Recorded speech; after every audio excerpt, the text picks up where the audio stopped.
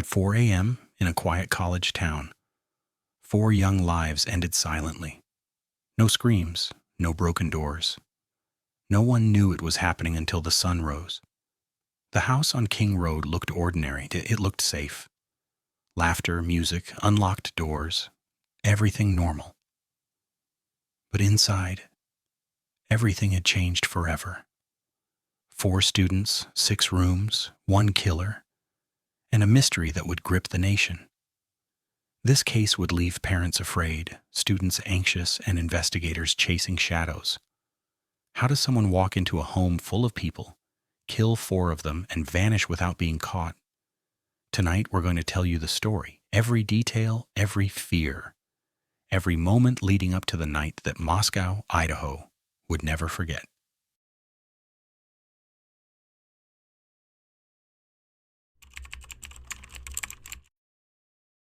A city small enough that neighbors knew each other's names, but big enough to have a university that shaped its identity. The town was safe, peaceful, predictable. Crime was rare, violence almost unheard of. Students walked freely at night, leaving their doors unlocked. The streets were calm, the nights quiet. But even in the calmest places, darkness can creep in. And that November it did. 1122 King Road, a seemingly ordinary student house. From the outside, it looked harmless. Standard siding, small porch, the faint glow of desk lamps through curtains. Inside, 6 students shared the space. Laughter, music, and conversation filled the rooms. Unfinished cups of coffee, textbooks scattered across tables, and dreams that hadn't yet been fulfilled. On this night, nothing seemed unusual. Everything looked like any other Friday. November 12th, 2022. The students had plans, some to study, others to watch movies, a few to enjoy a weekend break. They texted friends. They laughed over group chats. They joked about exams and future plans. No one expected that this night would be their last. No one imagined that a killer would enter their home while the town slept peacefully.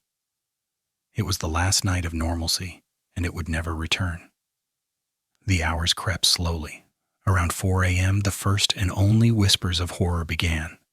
Inside the house, a figure moved silently, careful, calculated, every step deliberate. No signs of forced entry, no alarms triggered, no neighbors noticed. By the time morning arrived, 4 lives had been stolen in the dead of night. The sunrise brought not light, but shock. Neighbors noticed the house was unusually quiet. No one answered the doors, no music, no voices. A call to 911 was made.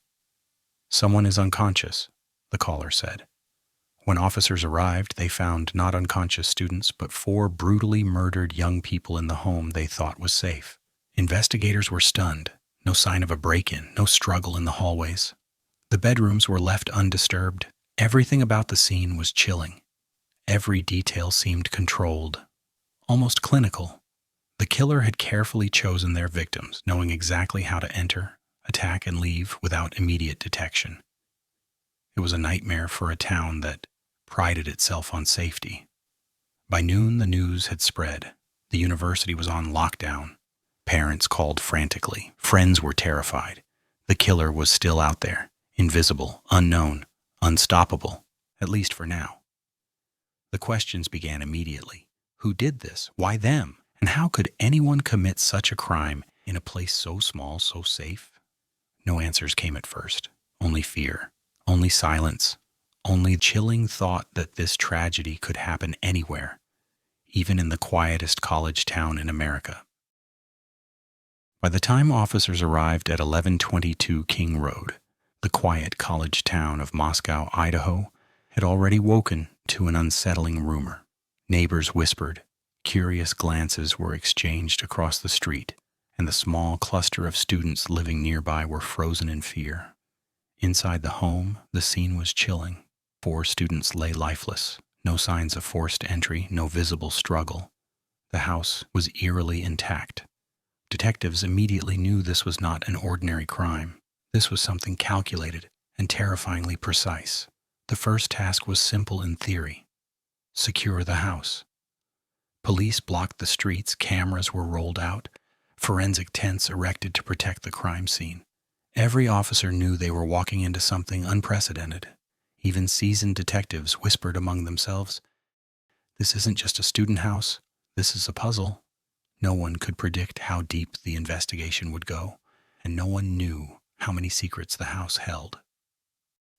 Forensic teams began meticulously combing the house. Blood samples, fingerprints, a single strand of hair. Every detail, no matter how small, was documented and photographed. Investigators noted the lack of forced entry. This suggested the victims knew their attacker, or the killer had a way to enter unseen. Small clues emerged: a slight scuff mark here, a misplaced object there. These minute details would later form the foundation of the case. Neighbors were interviewed, friends were called. Some had heard nothing. Some claimed faint footsteps in the night. Others remembered seeing unfamiliar cars parked nearby. The investigators pieced together a timeline, but it was incomplete. The night had been dark, and the killer had planned carefully. Every story conflicted slightly with the next, yet together they formed a mosaic of the night's terror. As soon as news broke, the media swarmed. Reporters camped outside the home. Satellite vans lined the streets. Social media exploded with speculation. Residents awoke to helicopters overhead and flashing cameras. For the families, the nightmare now had an audience. Every small revelation, fingerprints found, DNA tested, suspects questioned, was broadcast and dissected. The public's curiosity became a pressure cooker on the investigation. Investigators focused on everyone who had access to the house: neighbors, friends, classmates. No stone was left unturned. Emails, texts, and social media accounts were scrutinized. Phone records were examined. Hints began to point towards someone inside the victim's circle, someone who understood their routines and patterns. It was a chilling realization: the killer might have been closer than anyone imagined. As the hours turned into days, investigators slowly began piecing together the events of that night. Timeline reconstructed, forensic evidence matched with witness reports, patterns emerged in the chaos, and then a single name appeared repeatedly in the leads: Bryan Kohberger, a criminology graduate student obsessed with criminal behavior, someone who had studied killers for years. But now he was at the center of a real-life horror story. Before the tragedy, they were just ordinary students. 4 young lives in Moscow, Idaho. Bright, ambitious, filled with plans for the future. Friends, roommates, classmates. Their stories seemed mundane on the surface, until the night changed everything. Each had dreams that were interrupted too soon and personalities that made them loved by everyone around them. The King Road house was more than a building. It was a home. Shared laughter at the kitchen table, late-night study sessions, inside jokes, and small celebrations for birthdays and milestones. To outsiders, it looked like a normal student home. Inside, it was a world of closeness and camaraderie, a world that would soon be shattered forever. Each student had ambitions that drove them. One planned to become an engineer, another aimed for a career in public service. The others were exploring creative and academic passions. They were the pride of their families and their community, dedicated, hard-working, and full of promise. And yet, none of their plans mattered on that fateful night. The roommates were more than housemates. They were friends, confidants, almost like family. They shared secrets, celebrated successes, and supported each other through small college dramas.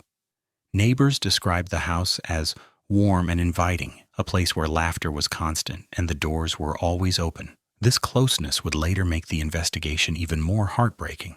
In the days leading up to November 13th, 2022, texts exchanged with friends and family, plans for study sessions and weekend hangouts, messages filled with jokes and mundane updates. None of them could have imagined that these messages would become their final words to the outside world. Each student had a story that made them unique: hobbies, passions, favorite music, and inside jokes, aspirations that shaped their daily lives, connections with the university and the wider community. The investigators began building a timeline of these personal moments, because understanding the victims' lives was key to understanding the crime. Parents and siblings were interviewed. Stories emerged about childhoods full of laughter, support, and growth. Friends remembered family dinners, school events, and quiet evenings. The families were shattered, struggling to understand how the ordinary life they knew could end in such horror. Their voices added an emotional layer that gripped the nation. The University of Idaho campus was bustling with life. Students attending lectures, participating in clubs, and living the college experience. The victims were part of this vibrant environment, active in academics, sports, and social circles. Their routines made the killer's planning even more chilling. The familiarity of the environment meant the attacker could predict their movements, making the crime even more calculated. To the public following the case, the victims became more than names. Faces were shared in news reports. Stories of their kindness and achievements circulated online. Tributes poured in from friends, classmates, and strangers. This emotional connection intensified the horror. These were young lives full of potential, stolen in an act of unimaginable violence. As investigators dug deeper into the victims' lives, patterns began to emerge. How the killer might have known their routines. The timing of the attack, the personal vulnerabilities the killer exploited. The calm, vibrant life inside the house had created a blueprint, unknowingly, for the killer. And in the shadows, someone had been watching, waiting, calculating. Bryan Kohberger. As news of the murders spread, the pressure on the Moscow Police Department grew exponentially. Officers knew that the public expected quick answers, but there were no obvious leads. The small college town was in shock, and every step they took was under scrutiny. Local news helicopters hovered above the scene, reporters camped outside the house, and families anxiously waited for updates that didn't come fast enough. Detectives returned to the house multiple times. They re-examined every room, every surface, every object that might have been touched. The absence of forced entry suggested the killer had intimate knowledge of the house or the victims. This clue became the focal point of the investigation, but it also added to the mystery. Who could know their routines so well? Police began interviewing neighbors, classmates, and friends. Some reported nothing unusual. Others mentioned seeing someone unfamiliar parked nearby at odd hours. A few recalled small noises in the night, footsteps, creaks, whispers, but dismissed them at the time. Every statement was scrutinized, every detail cross-referenced, but the puzzle remained incomplete. The killer had left almost no trace. Detectives pursued every lead. Surveillance cameras in the area, phone records of the victims and their contacts, known disputes or conflicts, many leads proved to be dead ends. Neighbors with minor grievances were questioned and cleared, but the lack of obvious suspects only intensified the pressure and fear. It became clear the killer was someone calculated, someone meticulous. Media outlets picked up on early rumors and potential suspects. Social media posts speculated wildly about who might be responsible. Amateur investigators created timelines online. Family and friends faced public scrutiny and suspicion. While frustrating for the police, the coverage also helped spread awareness and potentially bring forward witnesses who hadn't yet spoken. As investigators analyzed the evidence, a disturbing pattern became clear. The attack was targeted. The killer knew the victims' schedules. The timing and method suggested someone with knowledge and planning. It was no random act. The meticulous nature of the crime pointed to a calculated mind who had studied their victims and chosen the night carefully. Among the early leads, one name began to recur in interviews and digital footprints. Bryan Kohberger, a criminology student who had studied the behaviors of killers. Someone who understood forensic methods, a figure who would later become the focus of national attention. Police now had their first solid lead. But the investigation was far from over. The town waited with bated breath as the net slowly began to tighten around the man who might hold the answers. Once the initial investigation secured the King Roadhouse, forensic teams arrived with meticulous precision. Every object, surface, and corner was photographed, bagged, and cataloged. Detectives watched as every fiber, every fingerprint, every hair strand became a piece of the puzzle. This wasn't a rush job. It was a methodical, painstaking effort to reconstruct the night of terror. And even the smallest details would soon turn out to be crucial. Blood samples were collected from every room, not just from the victims, but also from surfaces that seemed untouched at first glance. Patterns in the blood spatter revealed the sequence of events. Angles of the wounds suggested multiple strikes. The precision indicated the killer had experience or confidence in handling a weapon. Forensic analysts began mapping the attack, reconstructing what happened minute by minute. Every surface was dusted and swabbed, no signs of forced entry. Yet fingerprints suggested someone who knew where to touch without leaving obvious traces. DNA samples were cross-checked with local databases. Weeks of lab work revealed matches that narrowed the suspect pool. For the first time, police had tangible evidence pointing toward a person of interest, someone who knew the victims and their habits. Investigators shifted focus to technology. Cell phones, computers, social media accounts, digital footprints were reconstructed to reveal messages sent the night before, GPS locations near the house, connections between the victims and outsiders. Even in a small town, technology left traces the killer could not erase. Criminal profilers were called in. Analyzing the meticulous nature of the attack, they concluded the killer was calculated and patient, likely obsessed with planning. Familiar with criminal behavior and forensic countermeasures, profilers created a psychological profile that would later point directly to Bryan Kohberger. It was the first link between cold evidence and a suspect's personality. A critical forensic breakthrough came from DNA under a victim's fingernails, fibers on the clothing trace evidence linking the crime scene to an individual. This evidence was irrefutable.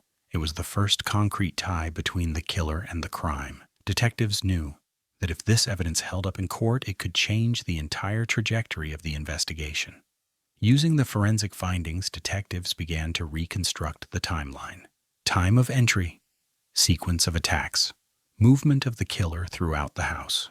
It became chillingly clear that the attacker had studied the victim's schedules and planned the murder meticulously. Each forensic clue added a layer to the horrifying story of that night. Once evidence pointed to Bryan Kohberger, investigators reviewed his past, habits, and connections. Any interaction with the victims was scrutinized. His background in criminology suddenly became terrifyingly relevant. The suspect was no random stranger. He was someone with knowledge, insight, and potentially obsession. With evidence mounting, law enforcement began surveillance of the suspect, interviews with associates and family, coordinating with state and federal agencies. Every move had to be strategic. Bryan Kohberger remained unaware, but every step was being monitored, bringing investigators closer to capturing him before he could evade justice. By the end of the forensic breakthroughs phase, the police realized this was not a spontaneous act. This was deliberate, calculated, and executed with precision. The killer was someone who could appear ordinary to the world, but was capable of unspeakable violence. The nation watched as the investigation unfolded, and the pieces of the puzzle were finally beginning to form a picture. Bryan Kohberger, the criminology student, was at the center. A 28-year-old criminology graduate student, someone who had spent years studying the minds of killers. To the outside world, he seemed ordinary, quiet, reserved, intelligent. But to investigators, every detail of his past suddenly warranted scrutiny. Could someone who studied crime become capable of committing one? Police began reviewing Kohberger's personal history, his academic focus on criminal behavior, university records and thesis work, social media activity, and online connections. They discovered a meticulous planner, someone who analyzed behavior patterns and crime statistics. This expertise, once a harmless intellectual pursuit, now carried a terrifying implication. Investigators traced his interactions and connections, mutual acquaintances with the victims, overlapping social circles in Moscow and surrounding areas, digital footprints that suggested familiarity with routines. Every small connection added weight to the mounting evidence. It became clear he wasn't a random stranger. He was inside the circle, or at least had enough insight to plan the murders with chilling precision. Criminal profilers dissected Kohberger's past and personality, highly analytical, obsessed with detail, fascination with violent crime, potentially capable of separating empathy from action. Their reports suggested that this was not a crime of passion. It was premeditated, cold, and calculated, matching the methodical nature of the attack on King Road. Once Kohberger was identified as a person of interest, police began surveillance, following his daily routine, tracking online activity, monitoring communications. They had to move carefully. Any mistake could alert him and risk evidence disappearing. The city of Moscow unknowingly became a cage around him, while the investigators watched silently, waiting for the right moment. Detectives examined every digital footprint, phone logs, GPS tracking, messages sent before and after the crime, searches related to knives, stabbing techniques, and forensic methods. The pattern that emerged painted a picture of a mind immersed in criminal study and possibly criminal action. As evidence stacked against him, law enforcement began devising an interrogation strategy. How to approach Kohberger without alerting him, how to frame questions to detect inconsistencies, using psychological profiling to anticipate his responses. This was delicate work. Kohberger was intelligent, methodical, and unpredictable. By this time, the story had reached national headlines. Social media exploded with theories and speculation. News outlets shared his name cautiously. Public curiosity collided with investigative secrecy. Investigators knew they had to act quickly, but carefully, balancing evidence collection with the risk of public exposure. Friends and acquaintances were interviewed. Kohberger appeared normal, well-spoken, and polite. Hints of obsession with criminal psychology were noted. He had been studying violent behavior in his coursework and research. These insights helped law enforcement anticipate his behavior and prepare for the eventual arrest and interrogation. With forensic evidence, witness statements, and digital data converging, police were ready to make their move. The calm, quiet criminology student was now at the center of a case that would shock the nation. The trial was set, and the entire town of Moscow braced itself. Courtroom secured with heightened measures. Families, media, and public poured in from across the country. Lawyers meticulously prepared, analyzing every piece of evidence. The stage was ready for a battle that would captivate the nation. For Bryan Kohberger, every move, every word would be scrutinized. Selecting the jury became a delicate operation. Citizens were questioned on biases, and exposure to media lawyers sought impartiality, knowing the public had already formed opinions. Every juror's background, psychology, and media habits were evaluated. The jury would have to navigate a flood of evidence, emotion, and speculation. The prosecution laid out a chilling narrative: the methodical nature of the murders, the premeditation and planning, forensic and digital evidence linking Kohberger to the crime. The defense argued questions about intent and mental state, scrutinizing evidence for errors, casting doubt on the connection between Kohberger and the crime.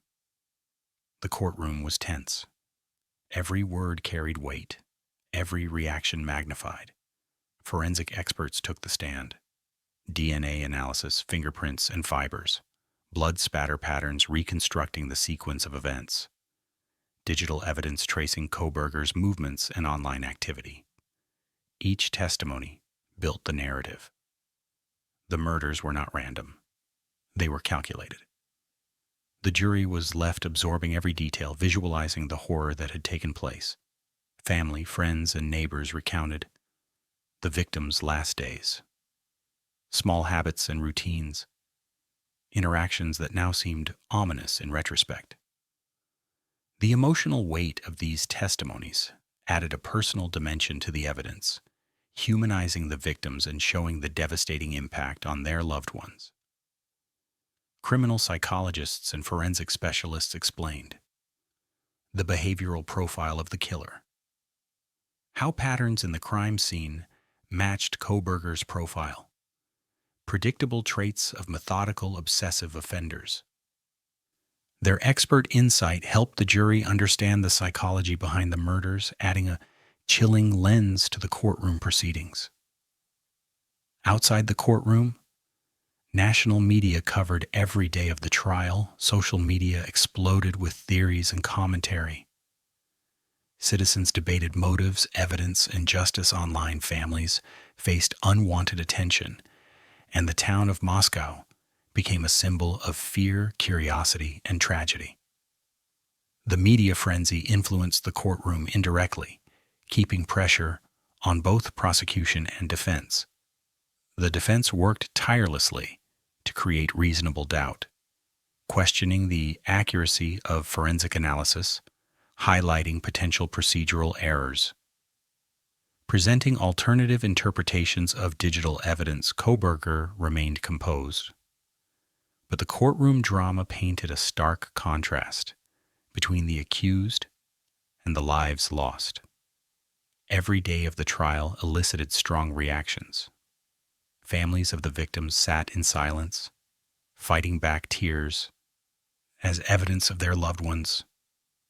Final moments was presented. Neighbors and classmates expressed shock and grief. Jurors were visibly moved by the human stories intertwined with forensic facts.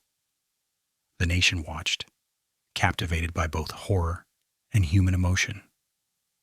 After weeks of testimony and arguments, the trial reached its climax. Evidence, emotion, and expert testimony had painted a full picture.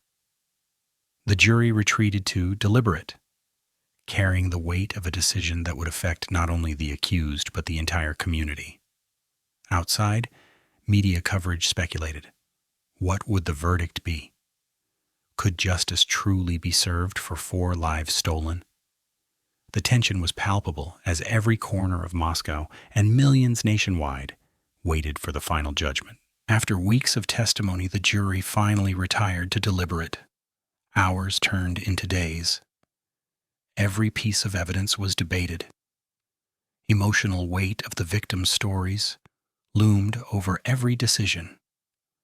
The town waited anxiously, knowing the verdict would either bring closure or prolong the agony. Finally, the courtroom reconvened. Judge seated, jurors tense, families of victims holding hands, bracing for impact, media cameras rolling, broadcasting nationwide. The foreperson spoke clearly, guilty on all counts. A mix of relief, sorrow, and disbelief washed over the courtroom. For Moscow, Idaho, justice had been delivered, but at an unimaginable cost. Outside the courthouse, crowds gathered, some crying, some in silent reflection. National media analyzed every detail of the verdict. Social media erupted, trending hashtags sharing relief, outrage, and grief. The murders had gripped the nation for months, and the verdict now provided the closure everyone had waited for. Families released statements. Grief and heartbreak intertwined with relief at justice. Memories of their loved ones were shared publicly. Messages of support and calls for awareness about safety and vigilance. The courtroom drama gave them answers, but it could never undo the tragedy. Moscow, Idaho slowly began to recover. Students returned to campus more cautious than before. Memorials were held to honor the victims. Local leaders spoke about resilience, community, and safety. Yet the shadow of the crime lingered, reminding everyone that safety is never guaranteed. The case highlighted critical lessons, importance of forensic science, and meticulous investigation. The danger of obsession and calculated criminal behavior. How digital footprints and small details can solve major crimes. Law enforcement praised the teamwork that brought justice, while families emphasized the value of vigilance and awareness. National media reflected on how the story gripped a nation's ethical responsibility in reporting, balancing public interest with preserving investigation integrity. The case became a benchmark for future reporting on true crime, demonstrating the power and risk of media coverage.